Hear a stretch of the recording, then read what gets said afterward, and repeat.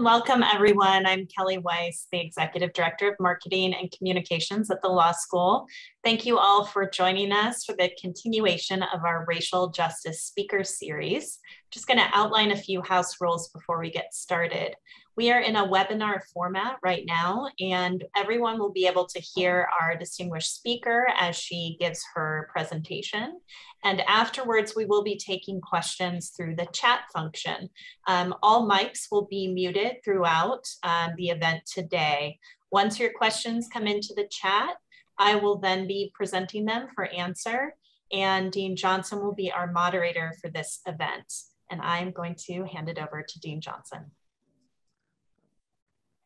Thank you very much, Kelly, and welcome everybody to the UC Davis Racial Justice Speaker Series, which is co-sponsored by the Aoki Center on Race and Nation Studies. Last year, we started this series to talk about some of the serious issues of race and racism in American society. We started the series immediately after the police killing of George Floyd and Breonna Taylor, and we've expanded the series over time to include not just criminal law enforcement, but family law, corporate governance, and immigration, and a wide variety of other matters.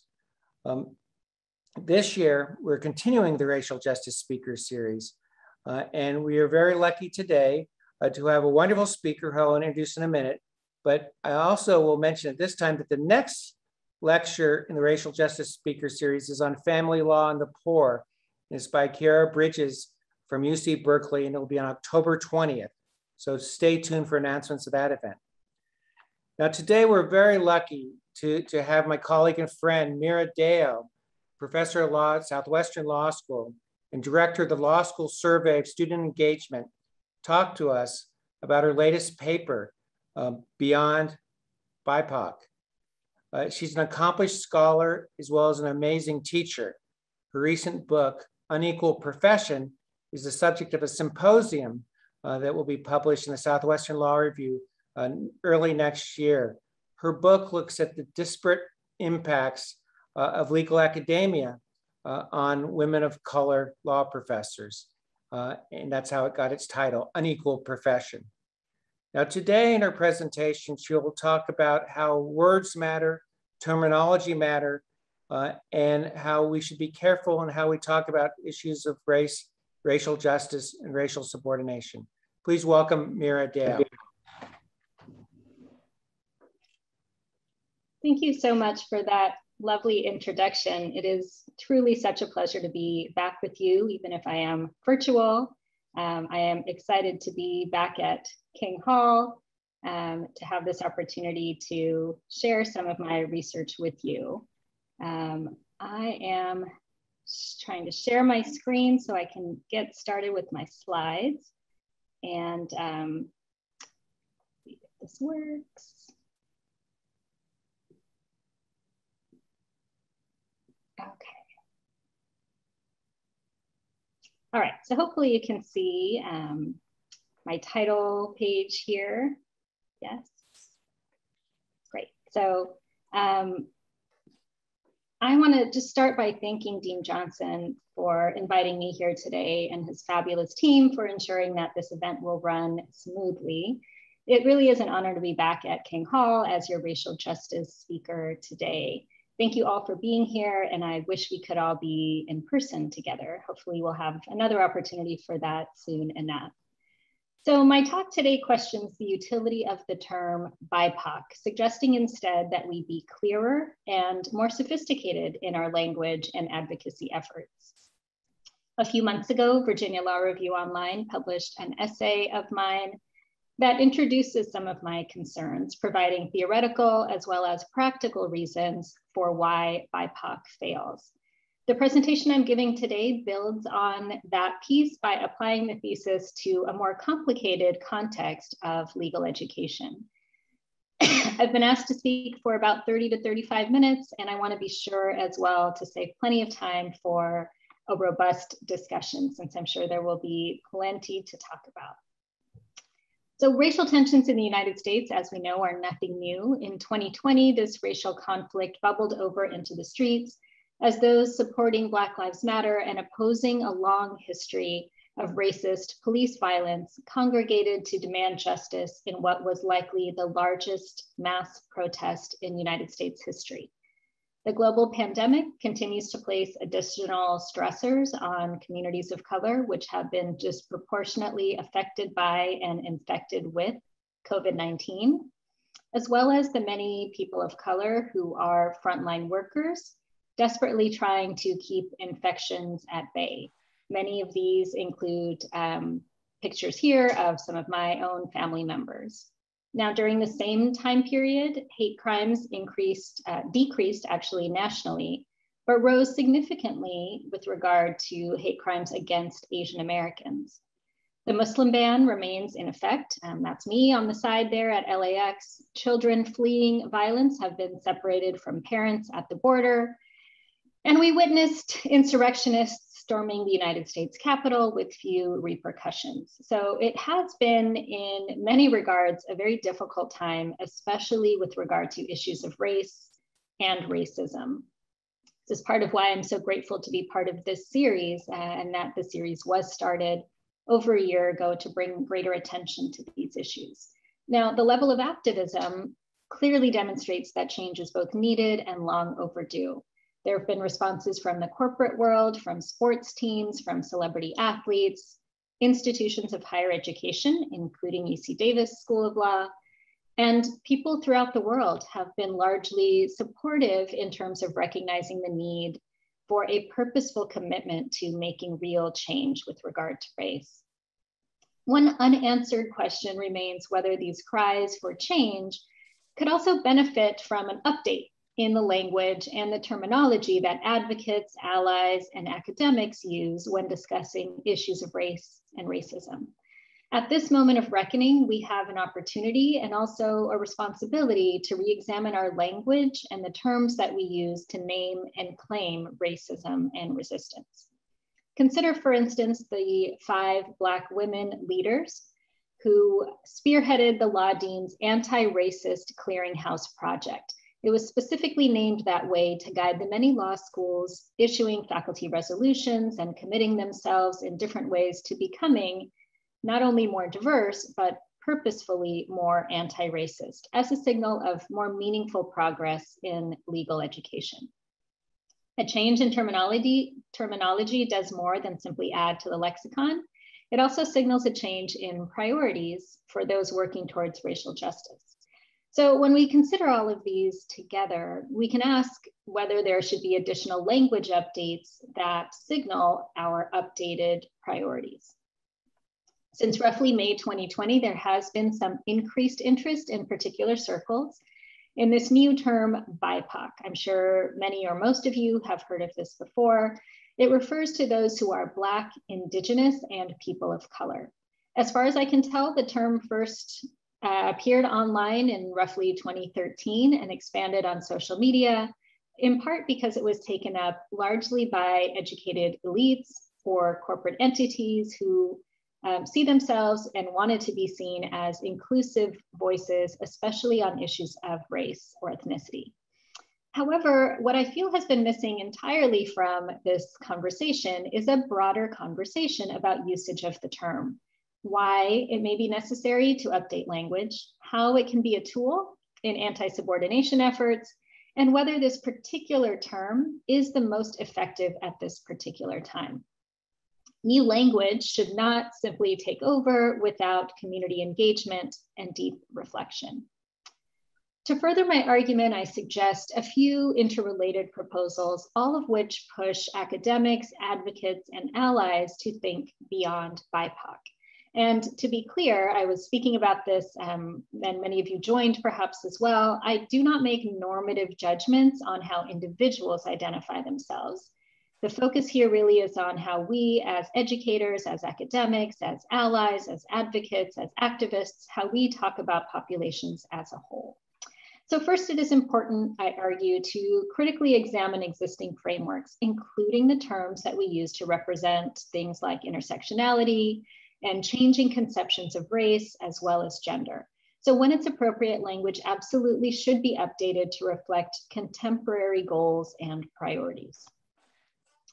Second, terms themselves should not dictate what data is used or what arguments are made. Instead, language should be appropriately matched rather than overbroad or under-inclusive when we're reporting findings or reaching conclusions or in any way talking about particular populations. Third, and this will really be our main focus today, using BIPOC as a synonym for people of color does a disservice to the people of color history and legacy.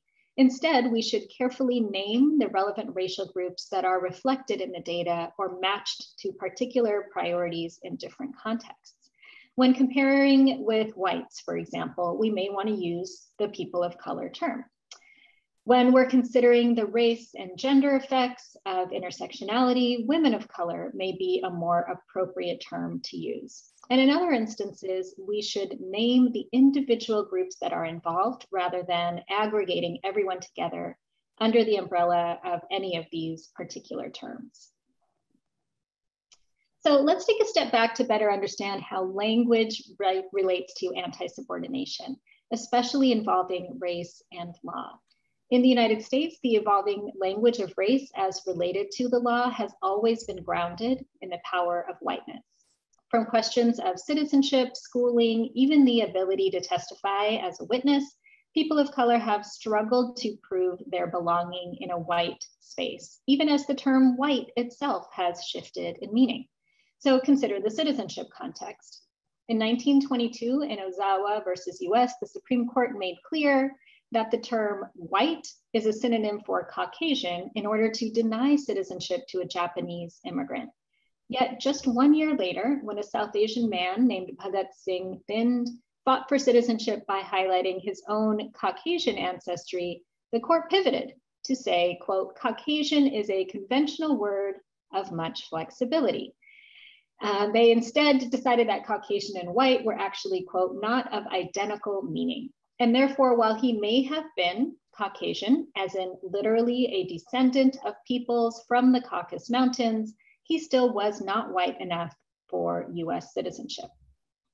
While law tends to lag behind social trends, pushing for change, language, on the other hand, is often a leader, providing an opportunity to rethink and reconceptualize what are often ingrained concepts to transcend their original meanings using new terms that can be coined by people on the front lines of change. In this sense, language, like race, is both socially constructed and fluid, constantly changing, shifting, and evolving.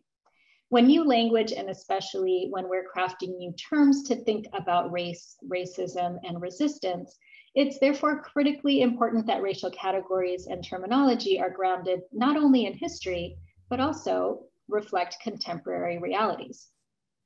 As racism evolved over the years, so have the terms used to define, explain, and resist it.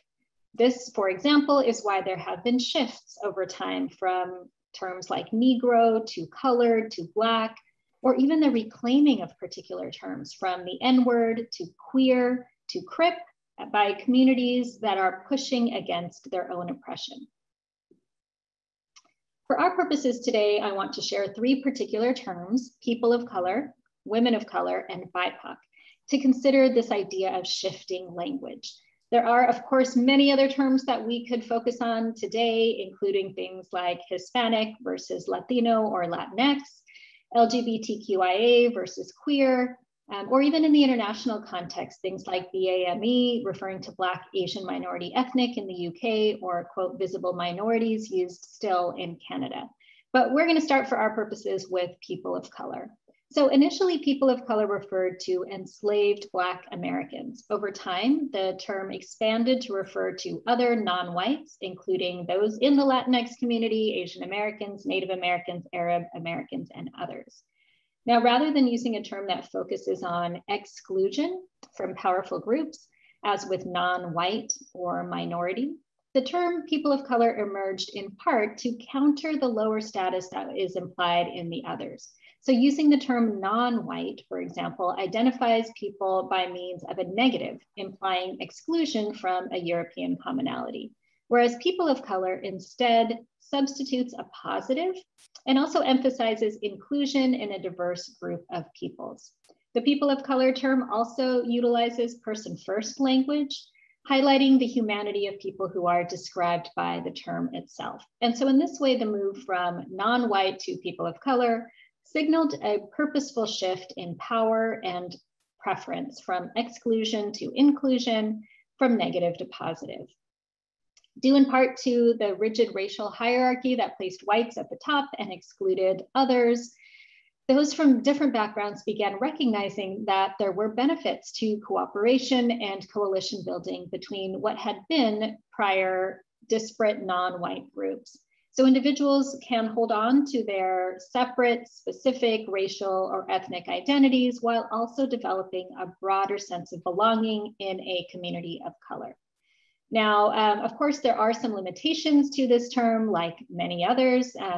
Probably the one that has been brought up most often as a drawback is the idea that the people of color umbrella is, as it is an umbrella, there are things that can get lost beneath the umbrella. And so as we strive to achieve unity, the unique perspectives and the needs even perhaps of smaller or less visible or less powerful groups who contribute to the whole may be less obvious.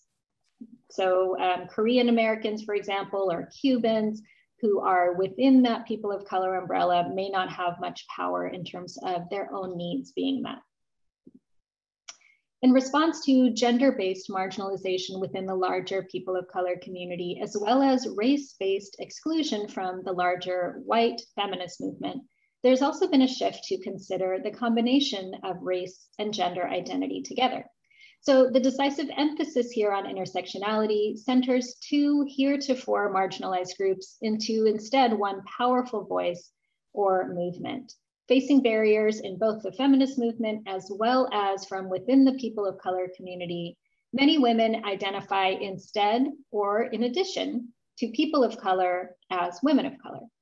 My own previous research has built on intersectionality by introducing theories of race times gender bias, which reflects the compound, not simply additive, effects of devaluation that are based on both race and gender. This term, women of color, is thus a solidarity definition. It is a commitment to work in collaboration with other oppressed women of color who have been minoritized. Now, just as with people of color, there are also limitations and drawbacks to using women of color. Again, the most common one is that fitting these disparate groups within the women of color umbrella can obscure the unique experiences of particular groups who gather beneath it. So while they will share commonalities based on race and based on gender, there will also be distinctions since there are differences based on race and ethnicity as well. And these may not be brought to the forefront. BIPOC is a relatively new synonym for people of color. Again, that foregrounds Black and Indigenous people within the larger people of color community.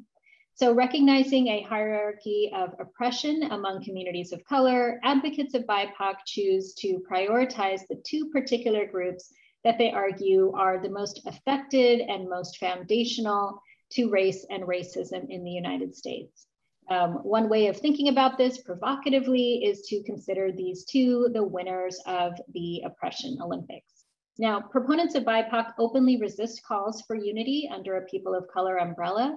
They do so because they see the people of color term itself as contributing to Native invisibility as well as anti-Blackness, and unity contributing to the erasure of these two particular groups. Now, in spite of the reasons given that I've just walked through for supporting the term, there are also some shortcomings when BIPOC replaces people of color. So here I'm going to mention just three, and I'm happy to talk more about these in the Q&A as well, and to hear your thoughts too. So first, although advocates assert that the term seeks to reframe the Black-white binary, BIPOC maintains the binary, simply adding one word, Indigenous, to the side of Black Americans and relegating everyone else to other. Furthermore, by intentionally centering two groups, BIPOC by definition marginalizes other communities of color with significant as well as important histories of race and racism in the United States. including those in the Latinx and Asian American communities. It also prioritizes historical oppression over contemporary discrimination. And finally, the term promotes virtue signaling. This is when you use words or actions to suggest support for a cause, really for the primary purpose of showcasing moral superiority rather than actually pushing for substantive change or drawing from context or data. Centering groups in name only, for instance, when they are not there or have no voice in person, does more harm than good by contributing to their erasure and also maintaining an unequal status quo while signaling some measure of symbolic progress.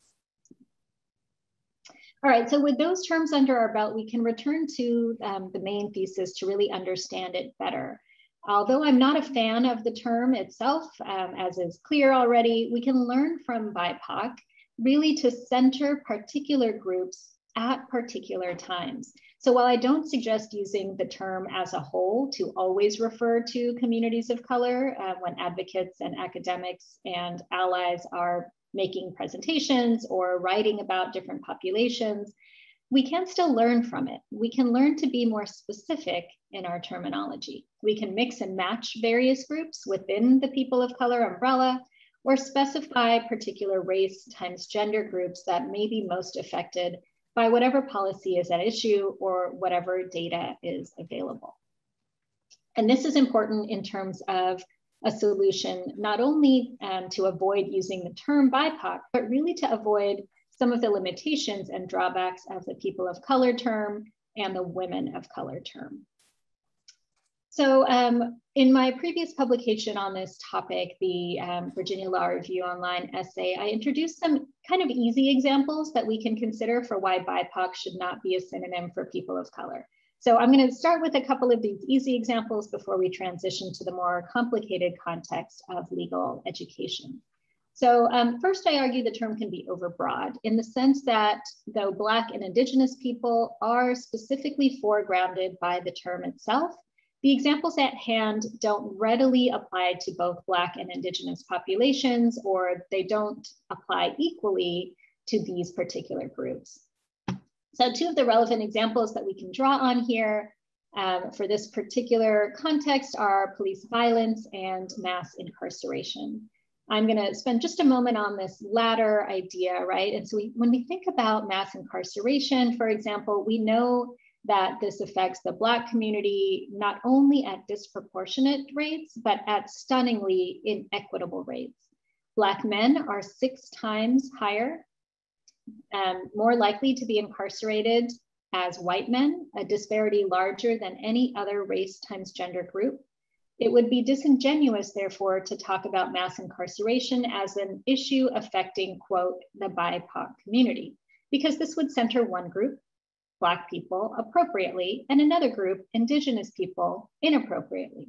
Since the very little data we have on Indigenous incarceration rates suggests that while over-incarceration is certainly a problem, the causes and context involving the Indigenous population are very different.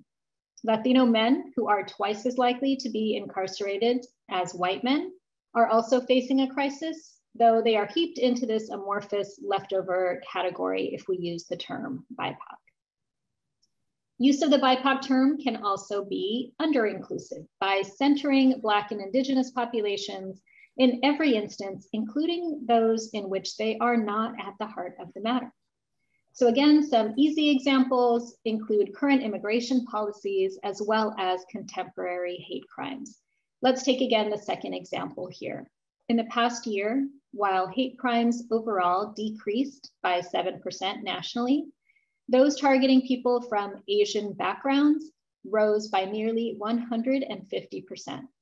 These attacks ranged from thousands of instances of verbal racial slurs to the horrific killing of 6 Asian American women working in Atlanta spas.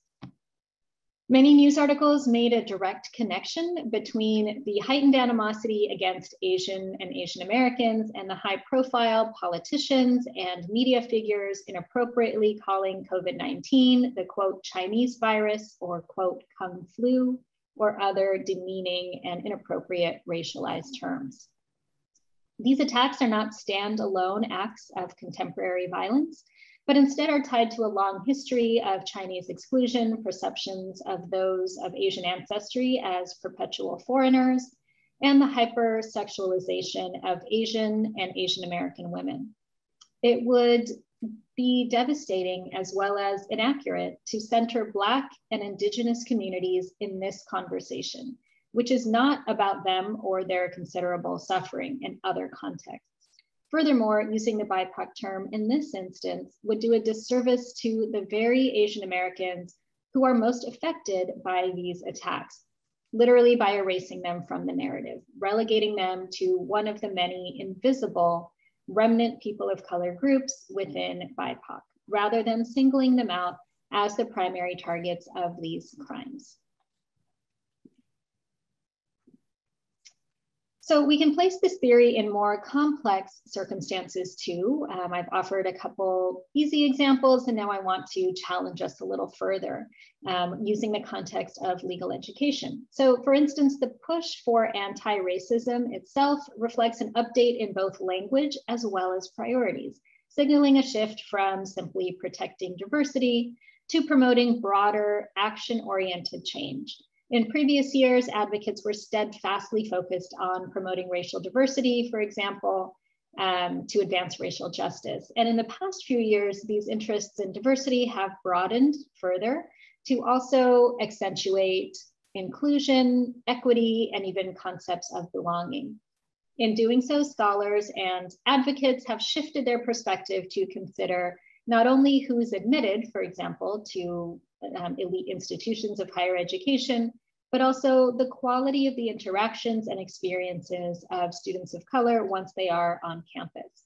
This past year has seen a deepening commitment to anti-racism, where neutrality is not sufficient, but as Ibram Kendi has taught us, quote, one either allows racial inequities to persevere as a racist, or confronts racial inequities as an anti-racist. There's really no neutral ground. This is similar to the concept of praxis from critical race theory, asserting that racial justice ideas must transcend the page to inspire theory-informed action. In our application of people of color, women of color, and BIPOC to legal education, we have to consider both law students as well as law faculty. And so two examples are especially salient in the law student context when thinking specifically about differences by race and gender. And these are debt as well as diversity. I present these using data from the Law School Survey of Student Engagement, what we call LESI.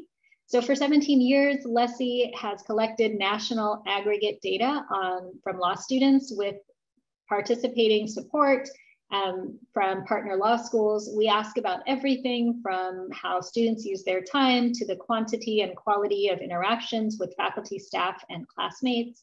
I'm sharing some of these findings with you today and happy to make the data available to anyone who's interested. Not just the data I'm sharing today, but if you're interested in this data generally, it is publicly available and I would be thrilled to share it with you. Similarly, we can think of a number of relevant applications to law faculty from diverse backgrounds, including divergent experiences in work-life balance and with student evaluations.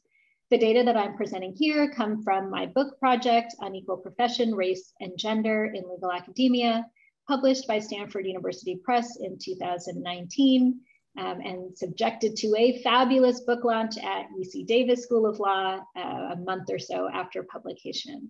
So in the book, I highlight common challenges facing women of color as a whole, but we can zoom out to think more broadly about people of color and also zoom into particular groups that may be hidden beneath the umbrella. So let's take the example of law student diversity, an example I'm sure many people here are familiar with as folks affiliated with King Hall. So we'll use this example to consider how the three different terms, people of color, women of color, and BIPOC, yield different outcomes when applied to law student experiences with diversity, equity, and inclusion. So when thinking of how law students compare to whites, and comparing specifically students of color with white students, consider this first visualization. A full 31% of white students strongly agree that they feel like they're part of the law school community, though lower percentages of students of color do.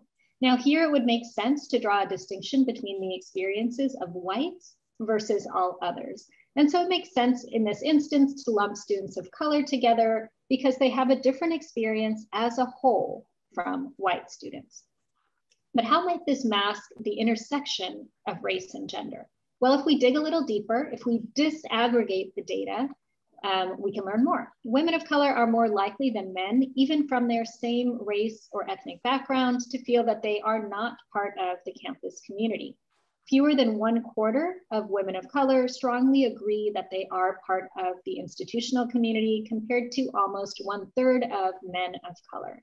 So collapsing women of color into that people of color category would have excluded or obscured this lower sense of inclusion, missing the race times gender effects.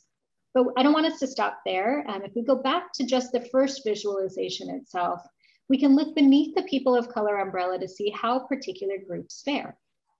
It turns out here that only 21% of Native American and 21% of Black law students see themselves as part of their law school community, compared to higher percentages of literally every other racial or ethnic group surveyed.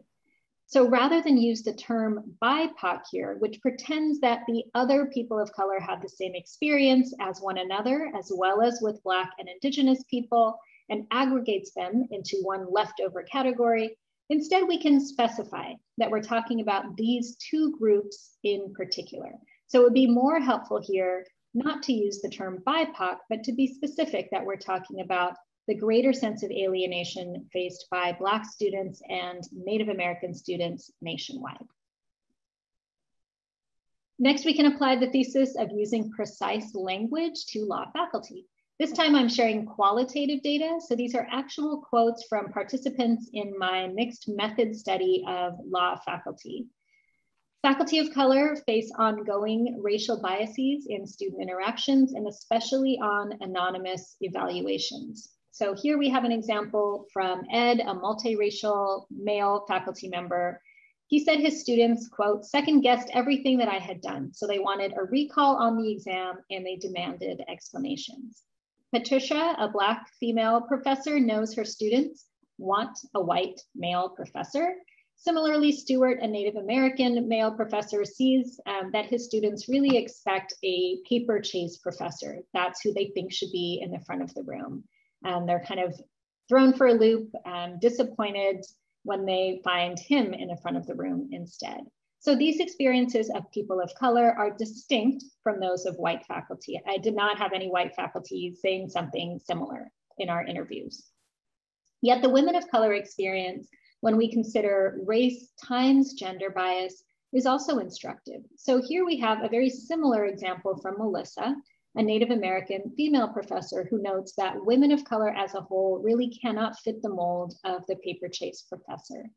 June, a Black woman in my study, remembers a comment that clearly drew on a combined race times gender bias. The student wrote in her evaluations, I know we have to have affirmative action, but do we have to have this woman? So again, this comment is drawing on both race and gender biases in explaining why June really should not be a professor. So while people of color as a whole and women of color in particular face student confrontations, there are ways that we can dig a little deeper to look beneath those umbrellas at particular racial or ethnic and gender groups. Black women are more likely to be fully dismissed, for instance. Danielle, a Black woman, had a teaching evaluation comment that read, she's Black, an F said. She immediately understood and explained to me that, quote, I was being evaluated based on things that have nothing to do with my teaching, like skin color. Her Blackness and gender meant that her students saw her as inferior, a different experience from men of color, even from Black men, and from non-Black women of color alike. On the other hand, while students regularly comment on the appearance of many of their female professors, the experience for Asian American women is one that rarely focuses on skin color. Instead, Asian American women professors are viewed sometimes as sexual objects there for the viewing pleasure of their students. So just as one example, this is from Annie, an Asian American in my study who had a comment that read, quote, "She flips her hair over her shoulder too much." Now, clearly this has nothing to do with Annie's pedagogical approach or her teaching effectiveness. And she was surprised too. In our interview, she told me, quote, "Actually, I'm not a coquettish person. I really don't know how to flirt. And I think the student was interpreting me as being flirtatious." Race times gender bias can also affect men. So Ryan, a Black man in my sample, recalls, quote, "One student commented that she was a woman and I made her afraid in the classroom." Students did not make any similar fear-based remarks about professors from any other race times gender background, not about Black women, not about other men of color, or any other women of color. As such, we should directly name this experience as an issue that is specific to Black men.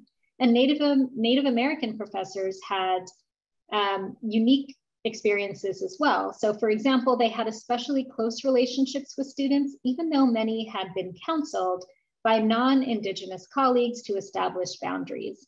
Nevertheless, they found that being more flexible and cultivating those close relationships, especially with Indigenous students who sought them out, worked better for them.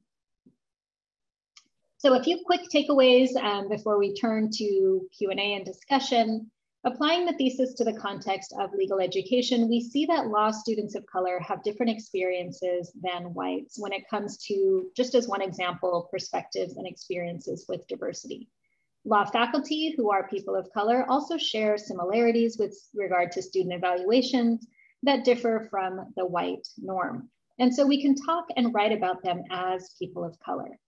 Disaggregating by gender within the people of color umbrella to examine the women of color experience often reveals many additional insights. Experiences with diversity have both a racial and a gender dimension for law students.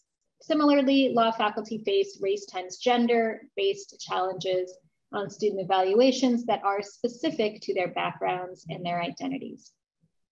Deeper investigations reveal that the term BIPOC as a synonym for people of color adds little value but can cause both confusion and division by centering two groups of people of color that may not actually be at the center of every discussion. Sometimes neither the term people of color nor the label women of color can tell the full story. Other times it can even eclipse important narratives for particular groups. So in those instances, it is best to be specific about which particular groups are involved or most affected. Writing simply broadly about people of color or even women of color could otherwise erase the experiences of particular groups that may be in the minority, even within the larger umbrellas. So instead, using purposeful language about the groups at the heart of the data or argument is most appropriate as we work to make meaningful change. Thank you so much for your time and attention. I have a draft article that builds on the presentation I've made today. I'm happy to share that with anyone who's interested. Feel free to email me or tweet at me or send me a private message. I'd love to talk more about this, not only today, but into the future. Thank you so much for your attention. Thank you, Professor Dale. That was very interesting, and we're looking forward to getting the questions from our audience. So I will remind everyone that if you do have a question for Professor Dale, please put it into the chat, and then I can read those questions. And we do have one question that has come in, and that is about how did you come to this topic and how you discuss race and class? Yeah, thank you for that question. Last summer or early fall, I was invited to join a group of scholars who were working throughout the country and partnering with law reviews around the country to think about issues of race and racism. And we talked about it as a racial reckoning. And so I chose at that point to focus on a theoretical consideration. And so I knew that I wanted to say something kind of broadly about theory. And this is something that had come up repeatedly on Twitter, for example, and in other social media contexts. And there had been sort of mixed responses to it. There were some people who seemed to really support the new term. But I noticed pretty early on that I didn't see a lot of Black people identifying themselves. Well, I didn't see any Black people identifying themselves as BIPOC. And I didn't see a lot of Black people using the term. It seemed more like others would use the term when they were talking more broadly about what I had still been considering people of color or communities of color.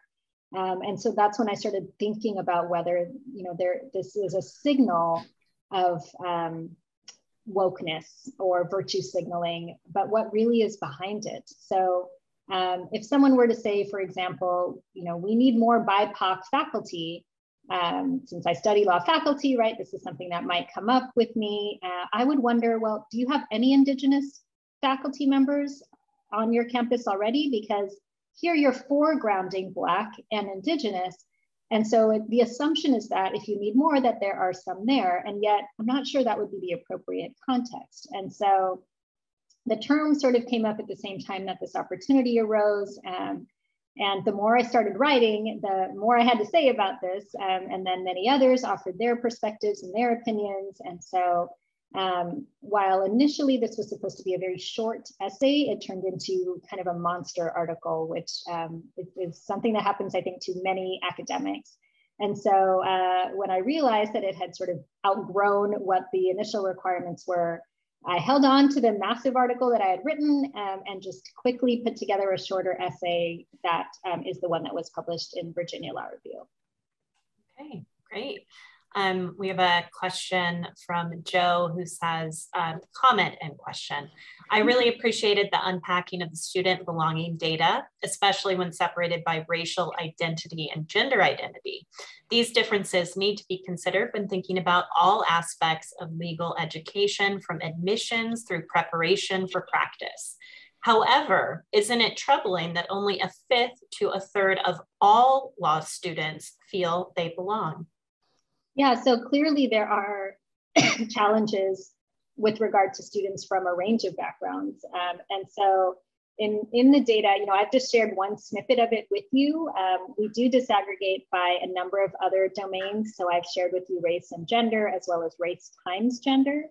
But we also, in LESI publications, share data that is disaggregated by first gen or by LGBTQ, also by debt levels. And we see really troubling instances along each of these. More troubling, perhaps, is the fact that there is this commonality of challenges for students as a whole. Since you brought up a question with regard to students generally, I also will just mention here to the many students who are listening and faculty members and staff members who I know care deeply for students as well, that this year our LESI annual report is focused on challenges due to COVID and experiences with online learning. It's no surprise, I'm sure, to any of you to learn that the challenges that we knew about from before COVID have really only been exacerbated during the pandemic. So a lot of these things have been made even more difficult, not only things like food insecurity or housing insecurity, but even things like the opportunity to interact with others in a meaningful way. We just haven't had nearly as much of that in the last year and a half. And I know that there is more of an opportunity for that now at many schools, and that at King Hall, you do have opportunities to be together again. And so I'm hoping that we'll see some of these statistics improve for all students. Okay, thank you. We have a question from Josie who says, I'm interested to hear more about the reception you've had to this talk/article, especially the differences between students and professors' reactions. Yeah, thank you for asking that. So I think a lot of faculty members sort of think about this in a more academic and less personal way. As academics, I think many of us are sort of trained to compartmentalize, right? We're looking at an issue and we're thinking about it in sort of theoretical or abstract terms, as opposed to thinking about it in terms of our own personal experiences. And that, I think, has its own drawbacks, right? My point in raising the issues in the article is to get a sense of how individual communities feel about the terms themselves. I've talked with a colleague, an alum of UC Davis School of Law, for example, who I think is on with us today as well, about how the term Latinx, for example, is one that most people in the community don't realize is about them, right? If you asked many of our parents or aunts and uncles, they would not necessarily know what the term means or know that it refers to them. And also it's one that is difficult or perhaps impossible to say in language. And so, is this the term that we should be using within the community? And so for me, it's very important to make sure that the term does go through sort of a network of community-minded review. And for me, for those who are thinking more personally about what the term means, it's very helpful to get that feedback as well. Okay. A question from Dean Johnson. He says, can you go into a bit more detail about the relationship between the term BIPOC and the Black-white paradigm of civil rights? Well, the Black-white paradigm, initially is this idea that, we can sort of conceptualize everyone as white or non-white, or even as Black and non-Black. And then that's sort of the reference point for thinking about race and racism in the United States from the origins of the country. And the pushback against the Black-white binary has been, obviously that it excludes or obscures the experience of many other groups who might not easily fit within the contours of that paradigm. And so the experience of Asian Americans, which I've talked about at length today, as immigrants, as people who were excluded, as communities that even today are seen as perpetual foreigners, as un-American, and are subjected to, this year especially, increased hate crimes. And not just this year, right? After 9/11, there was similarly a huge spike in hate crimes against particular Asian American communities. And often this is based not even necessarily on nationality or ethnicity, but on perceptions of identity. And so people are targeted not necessarily because of their background, but because of how others perceive their background. And so these very complicated, nuanced, sophisticated understandings of race and racism really can't easily fit within a simple Black-white binary. There are so many other experiences that are at least as relevant that contribute to our understandings of diversity. And so expanding or exploding the Black-white binary really just means that we are creating opportunities for other groups to meaningfully share their own experiences and contribute to a better understanding of race and racism in the US. That it's not just about the interaction between Black Americans and white Americans, but that there are many other communities that contribute to these discussions as well. Okay, thank you. Mark says, does the unity versus identity theme have a bearing on faculty recruitment? I'm not sure I understand. I'm trying to reason it out. So, when I've talked about unity so far in this talk, and Mark, feel free to add to the chat if you want to explain it further. But when I've talked about unity so far today, I've talked about the ways in which people can come together to draw on these solidarity ideas, to recognize their commonalities, even though there may be differences, because it provides some political, strategic advantages. The downside, of course, is that then individual identities might be more obscured. So that might be partly what this question is about, if we're thinking about a conflict, right, between unity and identity. I'm not sure how it could have a bearing on faculty recruitment. I think, certainly when we collapse categories together and we talk about everyone just as people of color, we're missing important distinctions between people of color groups. I have an article that's forthcoming in the North Carolina Law Review that expands on this idea significantly, again, using Lessee data, I show the ways in which, for example, there is not one student of color experience. There are significant differences if we think about groups underneath the student of color umbrella. So debt levels, for example, are very different for Asian Americans as compared to Black Americans, just as one example. And so one way I could think that there could be some bearing, and again, feel free to explain further if this isn't what your question was asking.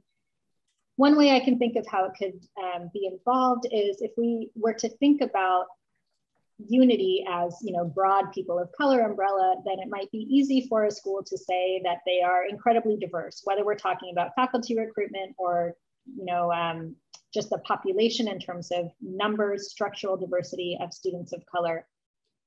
And yet many of those students may not be from particularly underrepresented backgrounds like Black students or Indigenous students. And so it could be something that is obscuring challenges facing particular populations or challenges recruiting particular populations if we were to kind of hide them or collapse them, aggregate them together under this unity or umbrella. Okay. I had a clarification from someone in our audience. Jennifer asked if you could please recap one more time the optimal terms to use. She said something that you stated on your last slide in your presentation. Yeah, thank you for asking. That actually brings up a really interesting point. I mentioned, the first question asked how this all started. And so I had started writing and talking about this last fall. And because of that, I had an opportunity to circulate this article to a lot of people over the last 8 months or so. And one of the people I sent it to had a really astute observation. A lot of people who've asked to review the article are people who are scholars of race and gender or identity or critical race theory. And others are just people who are interested in this topic generally, but it's not really their area of expertise or research. And so this example comes from someone in this latter category who essentially said, I'm a straight white man with a lot of privilege. I just want to use the right term, right? Just tell me what the right thing is and I'll say it because I don't want to say the wrong thing. And these are very sensitive topics that we're talking about. And so it was an interesting thing for me to think about, to recognize that we want to make sure that we're using the right language. It brings up that same concern of mine about virtue signaling or perceptions of wokeness, right? Is that we're not necessarily pushing the agenda forward if we're just using the term that seems like the right term to use without more to it. And so in the slide that you're referencing, I think what I was suggesting that we do is use people of color when we're talking about referencing this community as a whole with regard to whites. So if we're talking about a student of color experience and ways in which there are similarities among students of color, especially if we compare them to whites, then I think people of color is the appropriate group term to use.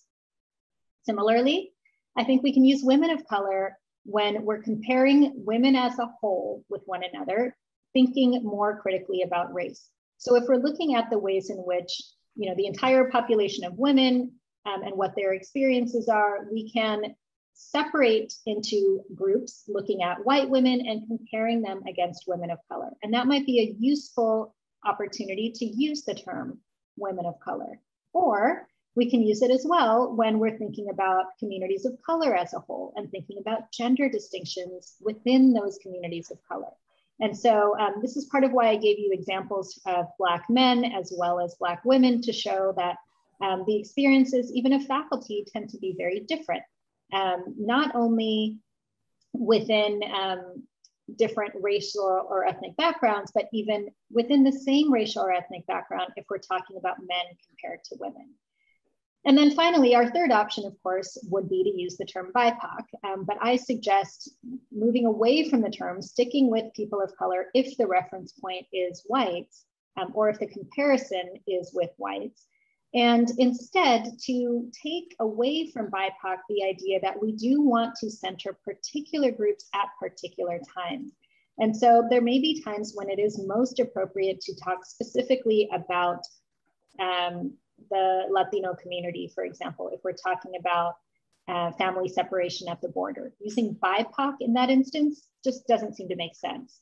The most absurd example I've heard, nobody said this to me directly, but somebody else approached me after a talk to share this example. Somebody had said to them something about using the example of Japanese internment as, referencing it using the term BIPOC. Now, again, this is something that is very specific to one particular racial and ethnic national community. It's inappropriate, I think inaccurate, more importantly, to instead reference it as a BIPOC experience. And so the main thing really is just to be specific in our language usage so that we're not obscuring particular communities when we're talking about those communities in particular. Okay. And that concludes our questions for this event. Thank you so much, Professor Deo. And I want to mention that we have recorded this webinar and we will be posting it to our website. And that is in our Racial Justice Speaker Series webpage. So you can check there in a few days and find it there. And now I'm going to turn it back to Dean Johnson. Thank you all for being here, and thank Professor Deo for illuminating talk. I hope you can join us next month for the next lecture in the Racial Justice Speaker Series. Take care. Thanks.